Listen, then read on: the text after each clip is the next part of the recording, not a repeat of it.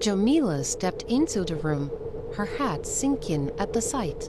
Clothes were scattered everywhere. A beer bottle lay abandoned on the floor, and the TV murmured in the background.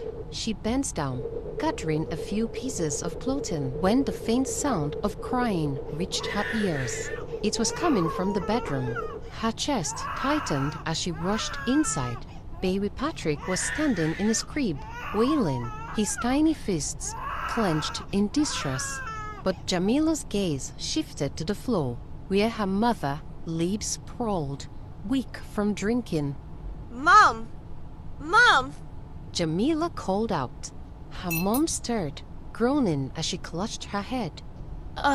My head. Jamila, baby, you're home. Her mom slurred, sitting up sluggishly. Patrick's been crying, Mom.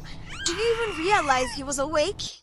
Jamila's voice cracked with anger and disappointment. When are things going to go back to normal? Everything is a mess. You're a mess. Jamila said as tears welled up in her eyes. Her mom's face darkened. Watch your tone, young lady. Don't forget I'm your mother. She snapped as she stood up, beat Patrick, trying to soothe his cries. Jamila bit her lip, holding back more words, and stormed out the room, slamming the door behind her. In her bedroom, she locked the door, dropped onto her bed, and let the tears fall freely. Her eyes landed on the form her mother was supposed to sign.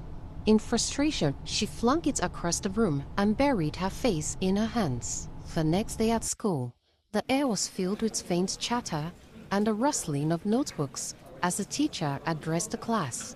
As you all know, we have the upcoming competition with Chicago High School. He began, his voice brimming with enthusiasm. Let's give it our best. Students participating in the quiz should meet me after the class. Also, Christmas is just around the corner, and we'll be hosting a school party to celebrate. A big thanks to Luna's dad for his generous donation towards the party. And don't forget, folks, remember to remind your parents to vote for him as the town's mayor. The class burst with laughter and side conversations as the teacher walked away. Jamila packed up her books, her mind distant. It was almost practice time, as she knew Micah would be out on the field soon. Her heart skipped slightly at the thoughts. His class was a few doors away, and every chance she got, Jamila would sneak a peek at him. On her way to the field, Mrs. Freya spotted Jamila and called out to her. Jamila, what about the form? Did you get your parents to sign it? Mrs. Freya asked. No, ma'am. Jamila answered, avoiding her gaze. Mrs. Freya frowned. Oh dear, today's the last day. Should I follow you home and talk to your parents? No, ma'am. That won't be necessary. Jamila replied quickly. Can I go now? Without waiting for a response, she walked away.